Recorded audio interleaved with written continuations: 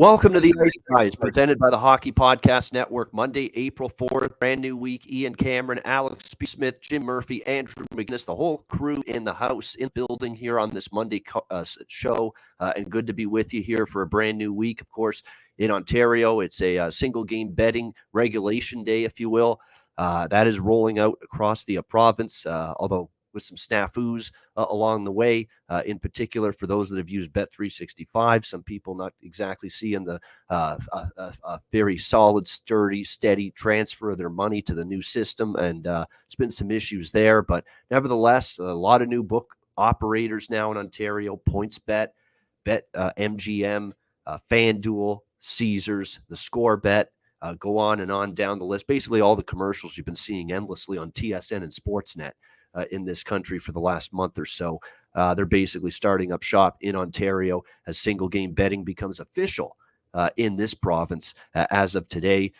So those people that are new to sports betting, and we always think to some capacity that some of our new viewers that we get are brand new to sports betting. We hope you found the Ice Guys, and we hope to give you some winning information the rest of the season when it comes to NHL hockey.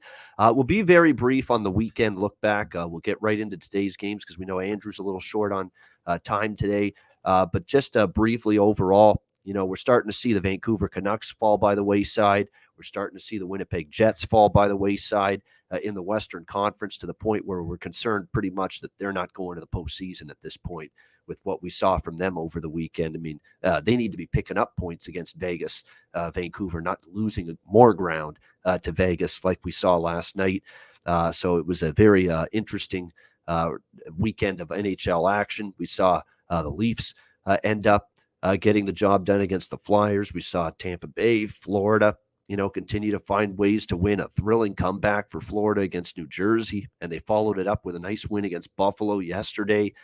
We saw the New York Islanders add to the woes of the Devils. Man, could things get any worse for the New Jersey Devils here these last few nights? I mean, 8-1 shellacking against Boston.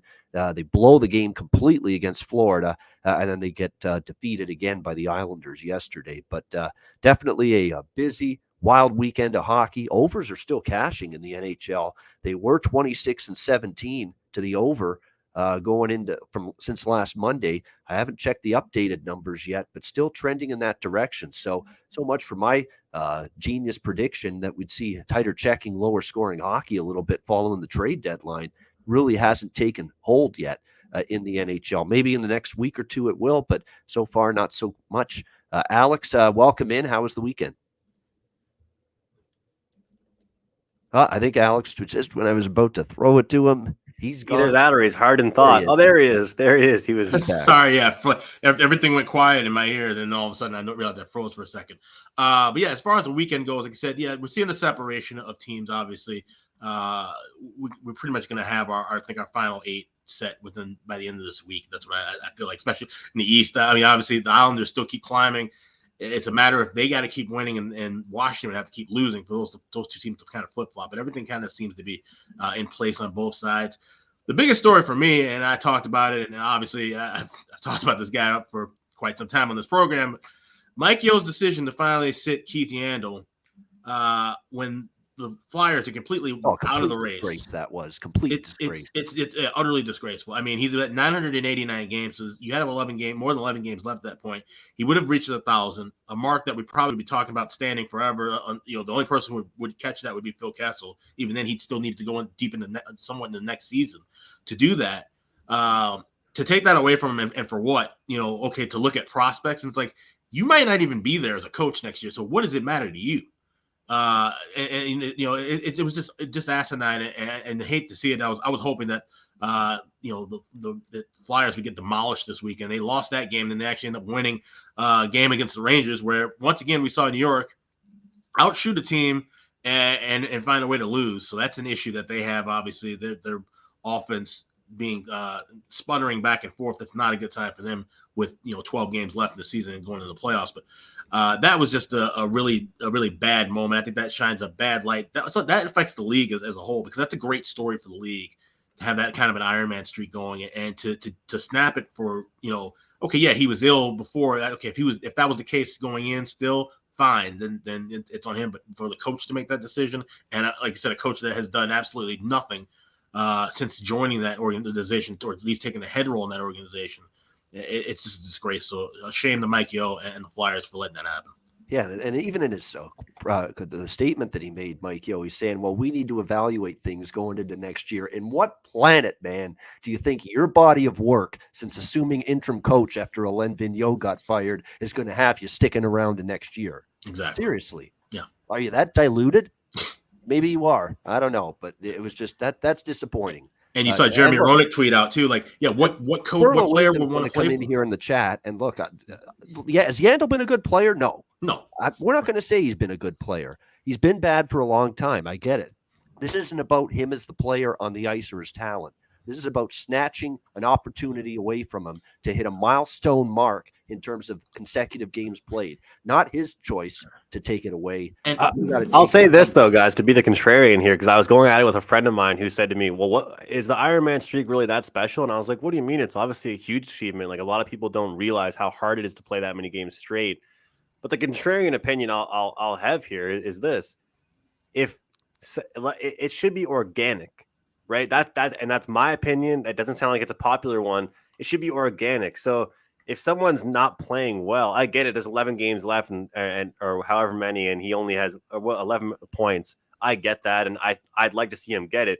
But the more I thought about it all day long during the day that he got scratched, the more I thought to myself, shouldn't it be organic? You know what I mean? Like, shouldn't it be not like, let's handhold this guy until he gets it, even though we want to scratch him? If you were an athlete, would you want to know everyone's dying to scratch you, but we're only doing this because we want you to get a streak? Doesn't really feel like a real streak to me. No, but here's the thing. How's that a real streak? If that was the case, then yes, he has been a declining player for well over a couple of seasons. But if that were the case, then you think that when Mike Yeo took over, because that was the time where like shit was going haywire, hey, let's try to salvage our season months ago, you think they would have done it then when the games counted. It means nothing now. So at least that's one thing to at least kind of play for and rally around in what's been a truly disappointing season. So that's the part that I think really kind of sick. It'd be one thing, if they did this in November and said, hey, we need to shake things up. We got to, try and turn things around. We got a whole half of the season to play and we want to, improve our club. Okay, fine. Yeah. Then, no harm, no foul. But to do that at the end of the year with it, there's nothing, like I said, and we're talking about a coach. The interim tag has been removed of him. If that were the case and they're saying, hey, this is your time to build the team, then, even that makes, so there's nothing adds up to him making this decision. And the thing is, I appreciate that element. They want to look at the prospects. They want to look at call-ups and younger players from the AHL. Okay, we'll stick to that. Don't give me this nonsense and say that. And then I see the other night when Yandle's scratched, I see Kevin Connaughton in there, who's been with 20 organizations in his lifetime. 20. That's what it feels like. How many different teams has Kevin Connaughton played for? And he was in the blue line the other night, Saturday, against the Leafs. So don't tell me this nonsense. You're looking at the prospects. You're putting in Kevin Connaughton at 32 years old, who's, best hockey was eons ago. Don't say that. If you play the prospects, Fletcher, play the prospects. Play the young kids. Don't put Connaughton in there and then give me this BS that you want to evaluate your youngsters and your prospects. Yep. You can't have it both ways. Exactly. Simple as that. Yeah. Jimmy, where do you stand on this one? Well, I mean, you guys. I'm waiting for this one, Jimmy. I'm waiting for this one. Guys, I mean, I'm not. It's hard for me to be objective on this one. I mean, I know Keith Yandle well, and I know his age even better. We're friends, Sherry Buckley. So obviously, I'm not happy with it. But I think Ian just nailed it there. I mean, if you're saying that the sole reason for this was to give the kids a chance. Oh, and by the way, how did that kid Attard that they gave the chance? They're replacing Yandle. How did he do? I actually don't know. How did he do? -4.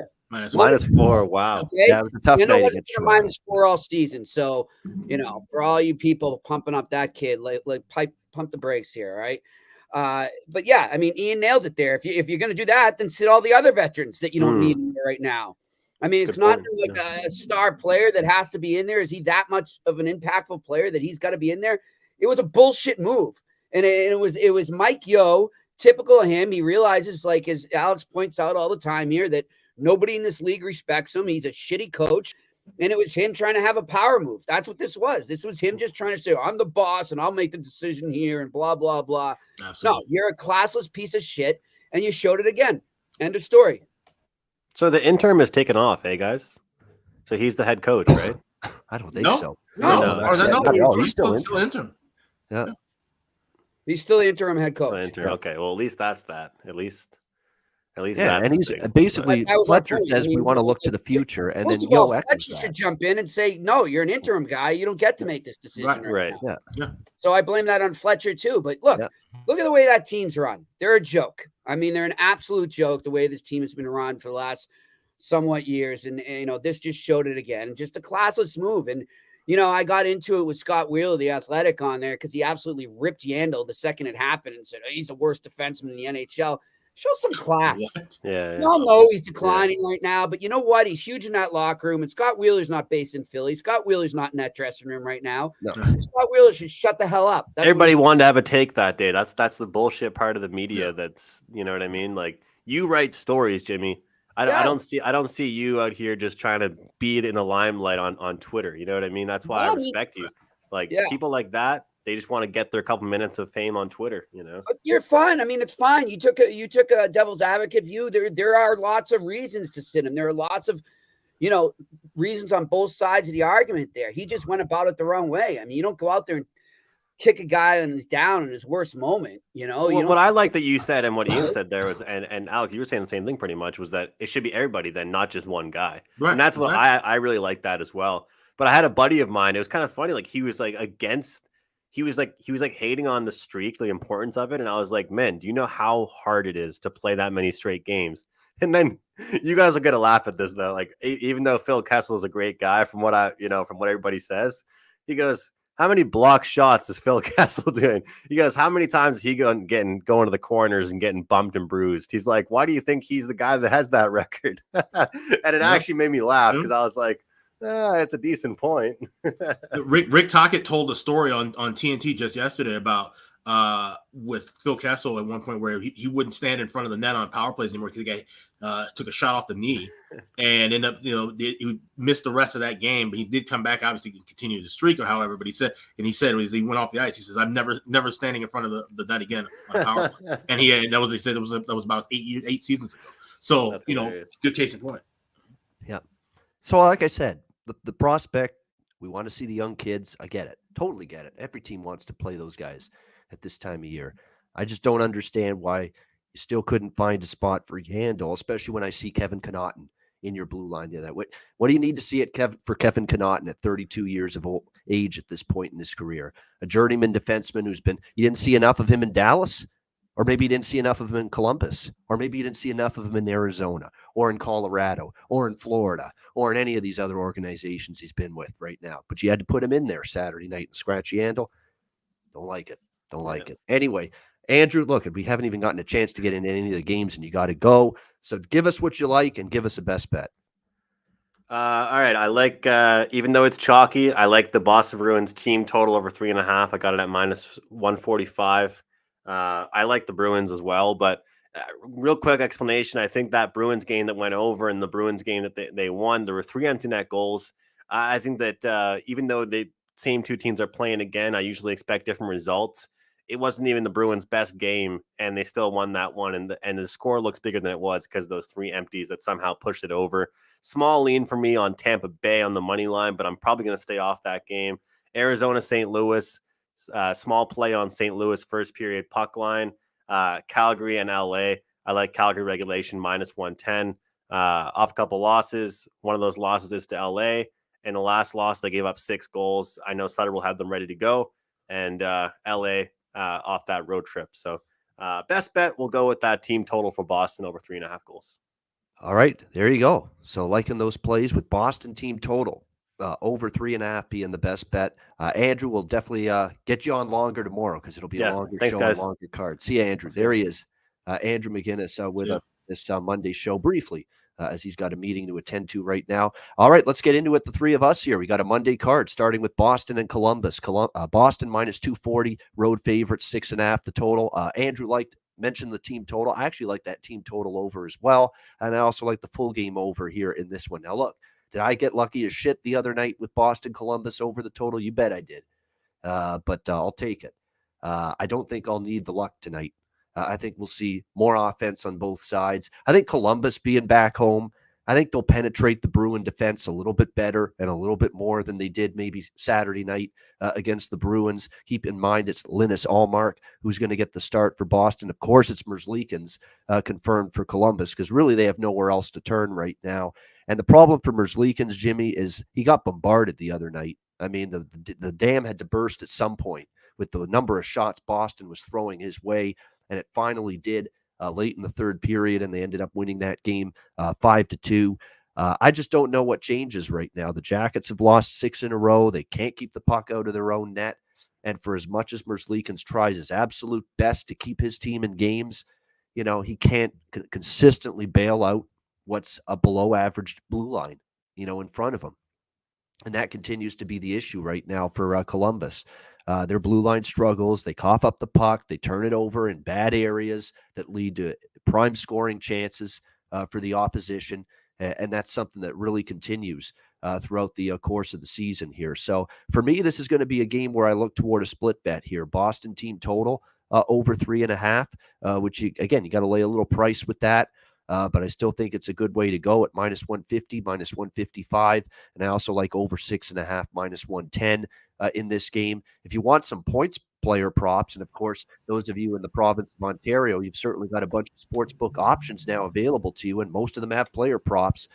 Definitely look at Charlie McAvoy right now for Boston. He has 7 points in the last 4 games. So a very good chance he at least collects 1 point tonight for the Boston Bruins. So certainly that should be something you consider here in this game tonight. No question about that. And even Eric Howla, here's a guy that offensively, we've seen his game really start to just burst a little bit here at the offensive end the last few games. So, as much as you like to target guys like Bergeron and Marchand and Pasternak, even DeBrusk, the way he's played, Coyle has, chipped in lately. Those are the guys you think of first and foremost with Bruin player props. Don't sleep on Eric Howla right now. He's finding his way to generating some offense and contributing for the Bruins right now as well. Alex, what do you think here, Boston, Columbus? Yeah, this is one I like the over in the first period and full game, but I want to play it live. Obviously, we're seeing 6.5s and we're seeing 2s for the first period overs. I think we'll have enough time to try to get that. Though both of those bump down better to better prices and better numbers in game. But like you said, it was a lucky over in the last meeting. I don't think it's going to be, you're going to have to rely on that much luck. It should be a more wide open game between both of these teams. And obviously Columbus being the over machine that they are, the rest of the way, that's the only way you can kind of look at them would be either taking the opponent team total over, which you can also look for that live as well too. But I like I said, sometimes those numbers don't move in anyone's favor. If anything, they kind of tend to climb up as opposed to where we see with the full game full game first period totals. So it's a lean on that way, but I like this game going over. Just want to get better prices live. All right, looking at a better live price with that. The option that Chris Otto mentions in the chat makes some sense too. And one of those combo bets, we've talked about them in the past. Boston Bruins money line and over 5.5 at +115. That's actually a pretty nice option as well if you are interested in this game in particular. Jimmy, what do you think here, Bruins Jackets? Yeah, I mean, there's just not much value here in taking the Bruins, so I'm going to look at them just strictly in the first period there. I like them to come out and have a nice, strong first, and I'm going to take the Bruins on the puck line in the first period. All right, Bruins and the puck line here, first period. You can get that right now. It looks like around -0.5, +120 for Boston here in the first period of this one. All right, probably the game of the night here. Toronto Maple Leafs, Tampa Bay Lightning. Although, you could say LA Calgary's pretty good game as well, but this one right up there, Toronto Tampa, huge game. These teams are neck and neck for second in the Atlantic Division. Whoever gets second is going to have home ice in that series when these teams meet. And it's pretty much, I don't want to say for sure fait accompli, but man, it's looking very likely, barring a collapse by Florida down the stretch, that we're going to see Toronto-Tampa in the first round. So this could be a first round series preview right here. We've got the Lightning -135, home favorites down in Tampa, 6.5 the total in this game. So Tampa's off the loss to Montreal a spot that I talked about on Saturday's show where I thought they would be, a little bit vulnerable considering it was back-to-back after they played Chicago the night before, playing back-to-back. Huge game on tap with Toronto. Marty St. Louis coming back, taking his Montreal Canadiens to Tampa, where he played and starred for so many years with the Lightning. And it just had that perfect mix to be a potential live dog and upset special. And Montreal made it happen, getting that victory against Tampa Bay on Saturday night. So you've got Tampa off that loss, but there are a lot of stats right now, you guys, that point to Toronto right now being better than Tampa in terms of advanced numbers. The goaltending advanced numbers have actually been better for Toronto. Vasilevsky's play is, believe it or not, declined just a little bit. Now, he's capable of getting it back. Are we going to panic? Or are we going to say what's wrong with Vasilevsky and worry that his career and his best days are behind him? Of course not. But right now, he's fighting it a little bit. So it's going to be interesting to see if he can, steady the ship, get back on track here a little bit in a game of this magnitude. And we'll see if he's able to do that here for the Tampa Bay Lightning in this one. Toronto, they've won 4 in a row. Really, their play defensively, you can correlate it to them getting Giordano. And I don't think it's all because they've gotten Mark Giordano. But the timing of it has coincided with his arrival in Toronto, where every game since they got him, they're like outshooting the other team for the most part, outplaying the other team. Their expected goals numbers are better than the opponent consistently. There's been lots of good things with the underlying numbers for the Toronto Maple Leafs during this stretch where they've beaten Philly, Winnipeg, Boston, Florida. The loss to Montreal was a loss they didn't deserve because they badly outplayed Montreal in that game.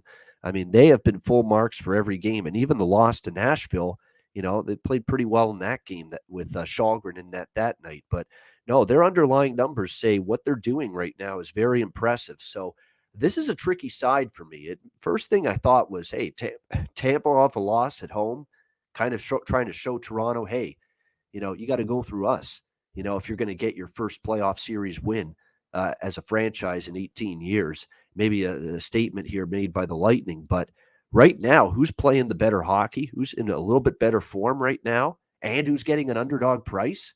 That's Toronto. And so I kind of lean Leafs a little bit here. Will I bet it? Probably not. Maybe we'll look at something in game.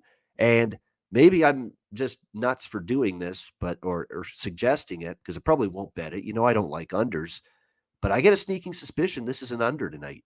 The Leafs are playing a little bit better defensively. I think for Vasilevsky, this is a huge game to try to bounce back, get some confidence back. And he has played well against Toronto in the past. And you actually look at head-to-head Leafs and Lightning, one game did go over, but the other did stay under. And in fact, there has been 2 unders in the last 3 head-to-heads between the Leafs and the Lightning. So just because of how important this game is and the 2 points, it's 2 teams battling for that second spot in the Atlantic and that home ice advantage situation in the first round of the playoffs, that maybe we do get a little tighter checking than we expect tonight. So this one, I do lean under the total here, 6.5 tonight. Alex, what do you think here in a big showdown, Leafs Lightning? It's interesting. Late last night when Chris Otto posted his updated charts and everything, someone mentioned about, a question about the regulation draw. Should you just blindly, look for a regulation draw between 2 teams who are, looking for playoff positioning or playing within the same division? And I said, no, it's not that simple. I said, there's other factors involved with it. This is a spot where it's a great spot, in my opinion, for a draw bet. That's what I made at plus 360, plus 365 is another price I saw. So somewhere between that. But these are 2 teams that play very close to one another. They're tied for points. Obviously, like I said, it's going to come down to, this is going to be the matchup. It's just a matter of who's going to have home ice advantage in the first round, it seems. And when you look at the history of these 2 teams playing, there have been mostly 1-goal games. Going back, we saw a 2-1 overtime game on November 4th. The last meeting was December 9th. It was 5-3. Tampa Bay got an empty net goal back in March 10th, 2-1. Toronto 4-3 back in February. So we've seen close 1-goal games between these 2 teams. And when you look at Tampa Bay, like I said, their form, yes, they've won 4 of the last 5, but it has not been smooth sailing. 3 of their last 5 games have gone into overtime. They had a close game that got out of hand at the end against Chicago. Going overtime against Montreal. These are teams that they're supposed to be putting away right now as playoff teams. You're not supposed to be hanging around late in the third against the Hawks going to OT with Montreal. So that's not a good sign. Like you said, Vasilevsky, all the work that load that he's had to carry for years and years in big games is starting to kind of take a toll on him. He needs to stand on his head and deliver one of those big performances tonight for them to get a win. But I see this being a close battle. Jack Campbell's going to start for the Leafs, and obviously that's a huge boost for Toronto. They want to have him get sharp and be ready and be healthy, get going into the postseason. So this is definitely a game where if it's 2-2 or 3-3, we're going to see pretty much a bunch of nothing late in the contest, because these two teams know it's important to get at least 1 point out of this situation.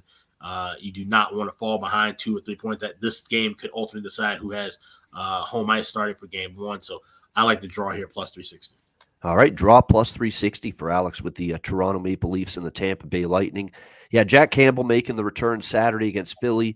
Look, they didn't have a good first period against Philadelphia, Toronto, and Campbell did. Campbell was phenomenal in the first period. Not for him, it could have been a different result. He was sharp, 29 saves on 32 shots. It was a very, very promising first start back in a long time for Jack Campbell. It looked like Jack Campbell pre-injury early in the season, Jack Campbell, when he was, lights out, and not the Jack Campbell the last month before his injury where he was struggling and fighting the puck and fighting his confidence a little bit. So good signs for the Leafs. That it looked like the early season Jack Campbell on Saturday night against Philadelphia, because that's the guy they need the rest of the season and in the playoffs if they're going to do damage. What do you think here, Jimmy? Leafs Lightning?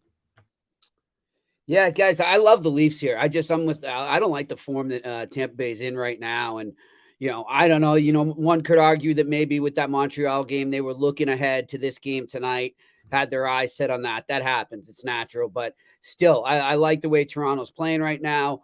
And I just think there's a lot of holes defensively lately for the Tampa Bay Lightning. So you got a team like the Leafs who can come in and expose those holes. It's not a good scenario. So give me the Leafs on the road here as dogs. All right, liking the Leafs. And I'll say this about their recent regular season track record against good competition. It's actually been pretty solid. They have a win against Carolina, 4-3. They have the win against Boston just recently last week, 6-4. Florida, they beat them last week at home, 5-2. So Florida, they have wins against Florida, Boston, and Carolina, the last month, this Toronto team. So we do have to give them credit. It seems like when they've had to elevate, in these bigger matchups against teams that are as good or better than them, they've played well. They've had a good showing in these games. So it'll be interesting to see if they can keep that going here tonight. This is a big 2 games for the Leafs. Tampa tonight, Florida taking on the Panthers tomorrow night. And by the way, tomorrow night is Tuesday. What's that mean? It means it's a BetCast Tuesday tomorrow night, and I will be back on the BetCast. Hopefully the voice will be firmly back by tomorrow night, but I will be there either way. I will stick around for probably about 4 hours till 11 Eastern because there's only one late game. We won't stick around for all of that, but we will be on probably to 7 p.m. Eastern till 11 p.m. Eastern, which is when the Islanders and the Stars game will probably come to an end tomorrow night. So we'll take you through all of those early games during the Tuesday night on the BetCast. So make sure you join us for that. Ice Guys BetCast Tuesday, tomorrow night, 7 p.m. Eastern. So make sure you tune in, join us for that. All right, Arizona, St. Louis. We've got St. Louis minus 420, home favorites, 6.5 the total in this game. Normally I like to fade a team, off a road trip that was pretty successful, like the St. Louis Blues. You look at what they did in Western Canada. They beat Vancouver.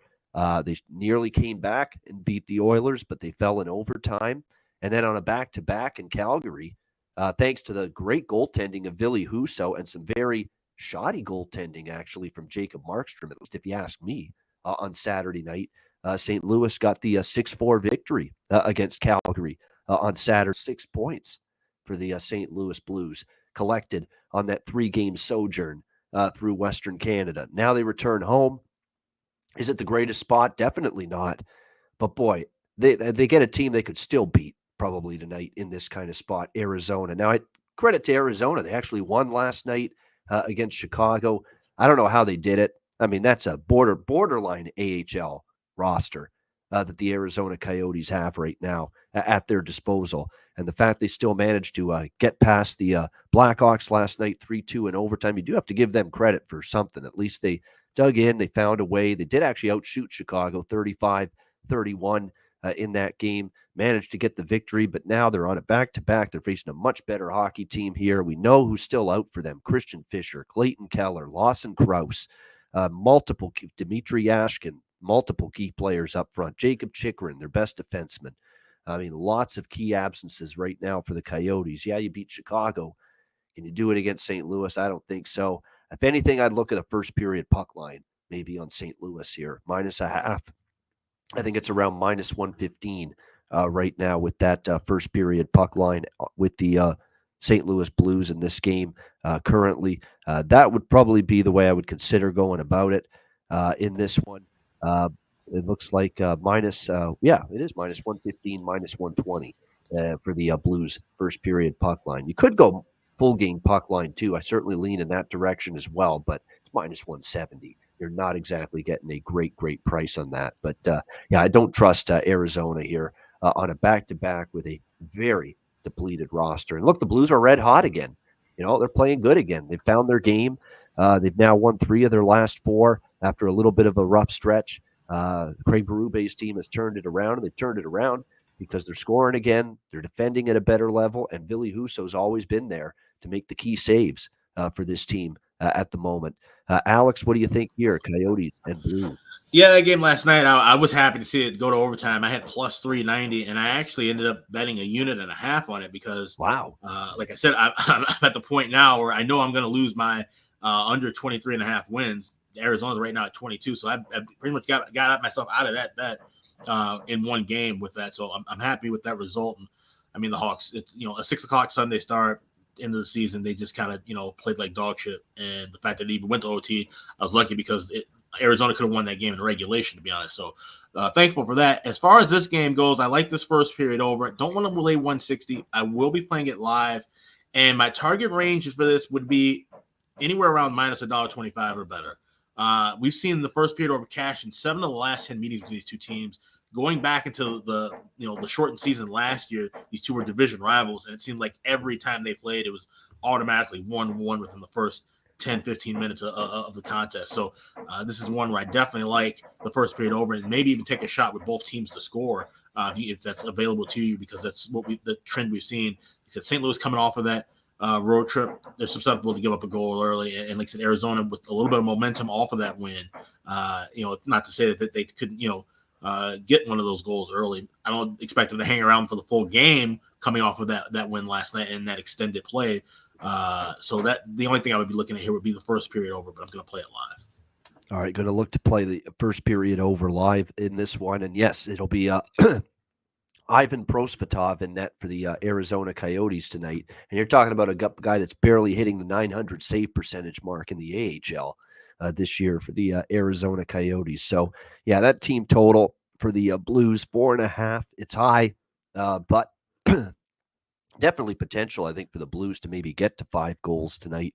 They have been finding the back of the net during this nice little run that they have put together. Put up 6 against Calgary, 5 against Edmonton, 4 against Vancouver, 4 in the first meeting against Vancouver. So this team all of a sudden has exploded for 19 goals in the last 4 games. So definitely could see them finding their way up and over that team total and first period team total as well.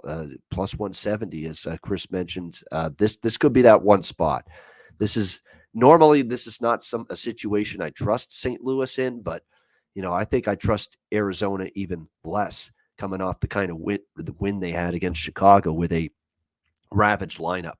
I trust them even less tonight than, say, St. Louis returning home off a successful road trip, especially a team that's playing good hockey like the Blues did on that trip. What do you think here, Jimmy, Arizona, St. Louis?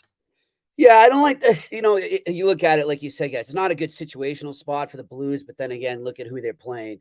But I just don't have a good feeling. It might be something I jump in live, but for now, this is a Jimmy pass. And by the way, guys, unrelated here, but there's a news going around Twitter right now, and it started from Spittin' Chicklets tweeted that Mike Bossy had passed away. Mike Bossy is not, I've got confirmation. Mike Bossy has not passed away at all. No. He is alive. He's not well. He's decided he's not going to fight his cancer in the hospital anymore, and it's beyond repair. And Obviously the worst is imminent, but it's not there yet. And just, for people out there, I don't know how many of you listen and watch and want to get into journalism.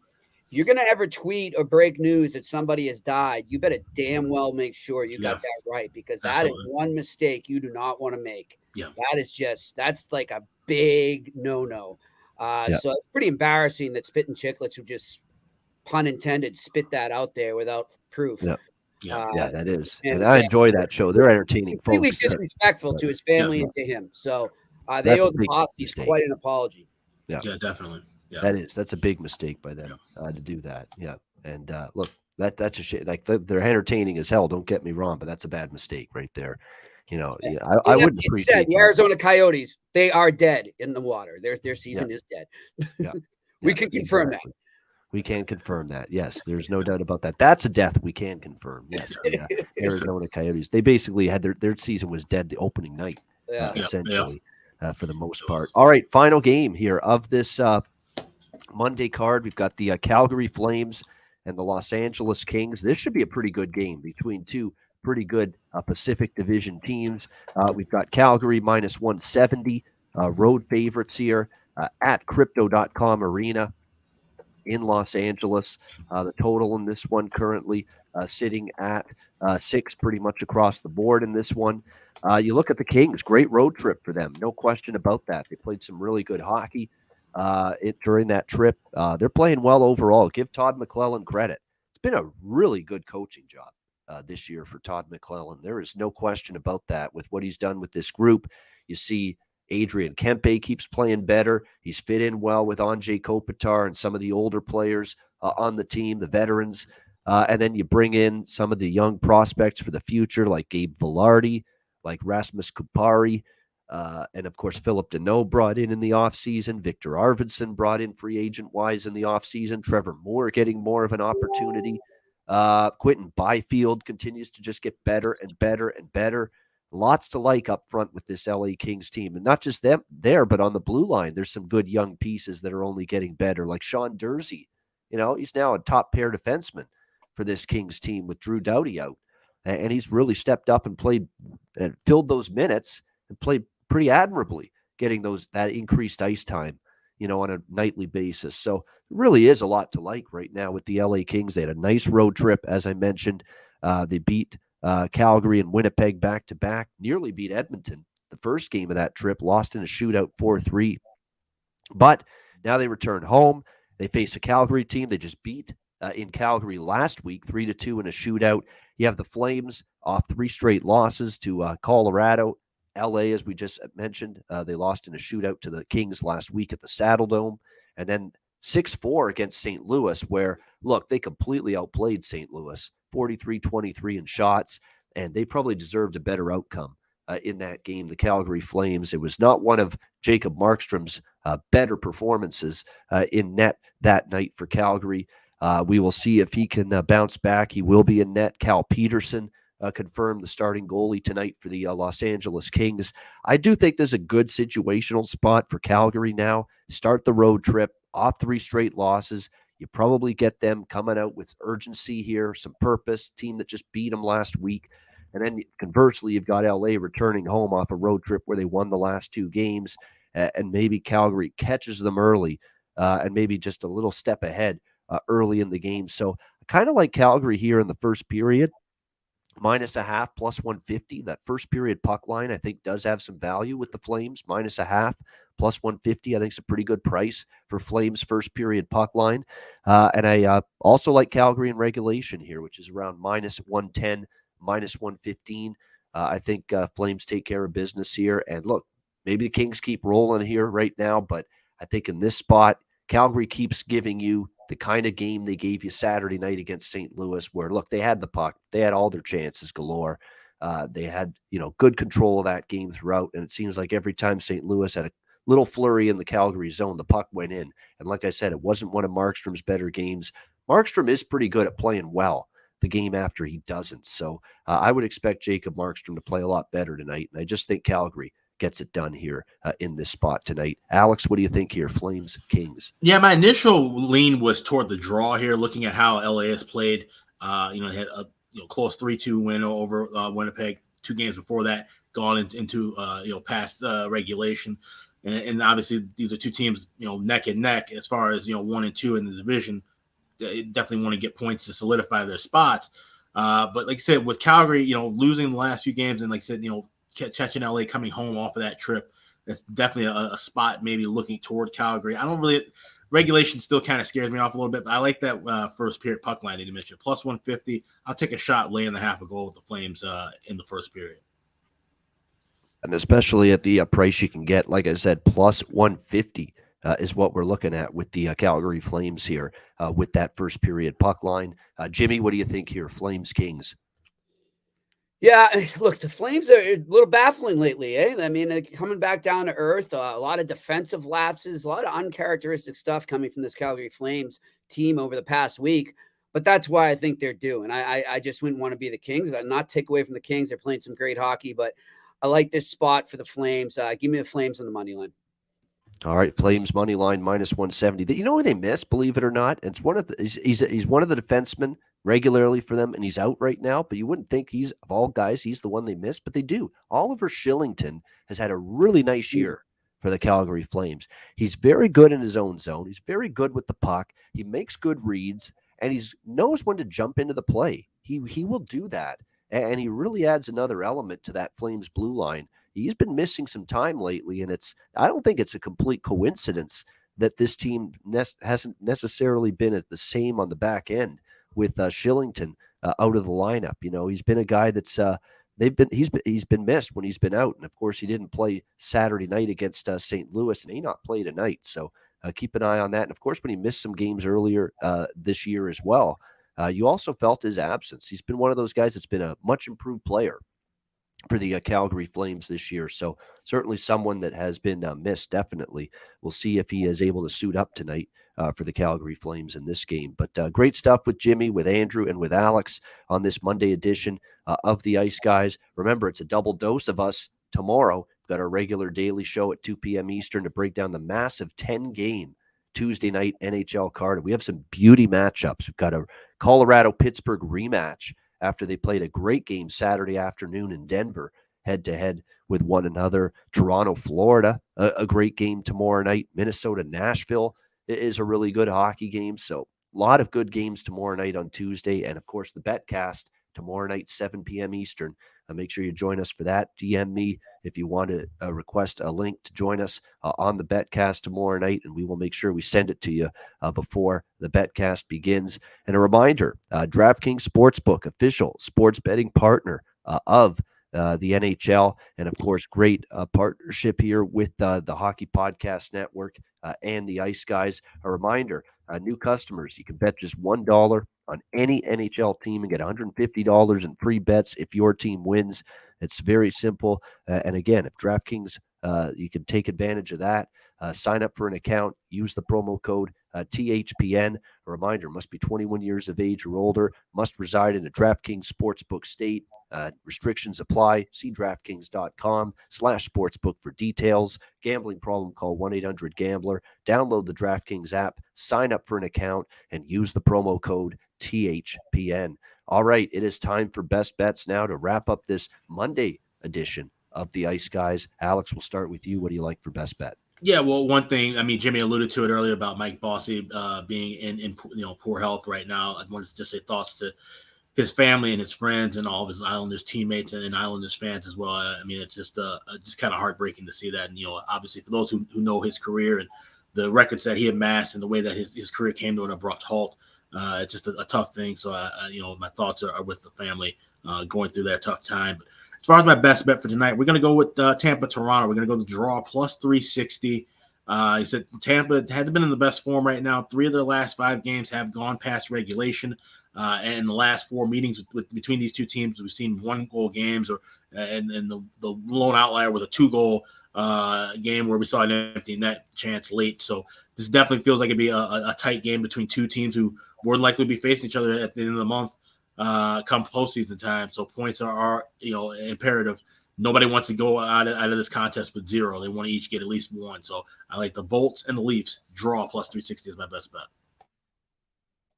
All right, Leafs Lightning plus 360 draw. Best bet for Alex on this Monday show. God, every time I say Leafs Lightning, it reminds me of the friggin' Grease movie. Grease Lightning, Leafs Lightning, go Leafs Lightning. Yeah, it just sounds so similar. Got that song stuck in my head now.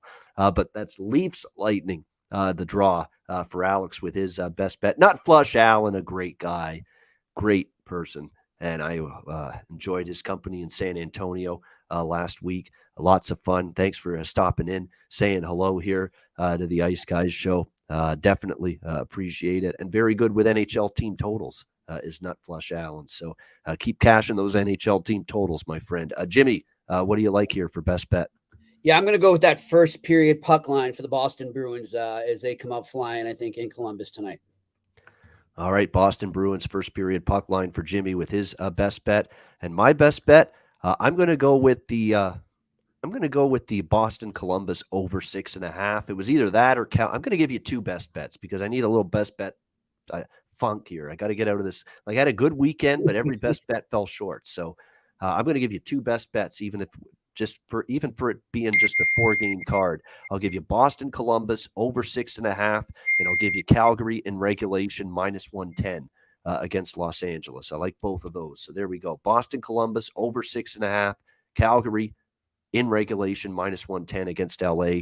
That is going to be my two best bets here for this Monday NHL card. And that'll wrap up this edition of the Ice Guys. Thanks to everyone in the chat for joining us. 182 live viewers. Hit the like button on the way out. A reminder, the Ice Guys is live 7 days a week, Monday to Friday, 2 p.m. Eastern, Saturday and Sunday, noon Eastern. If you can't watch the show live, download the Ice Guys podcast in audio form on all major podcast platforms, Google Podcasts, Apple Podcasts, Spotify, Stitcher, and iHeartRadio. Download the Ice Guys podcast when you can't watch the show live. For Andrew McInnis, Alex B. Smith, and Jimmy Murphy, I'm Ian Cameron. Have a great Monday night. Enjoy the games and good luck. Enjoy the championship game in college basketball as well. And we will talk to you again tomorrow on Tuesday. Double dose of the Ice Guys Daily Show, 2 p.m. Eastern. Betcast, 7 p.m. Eastern. Join us on Tuesday for more Ice Guys presented by the Hockey Podcast Network.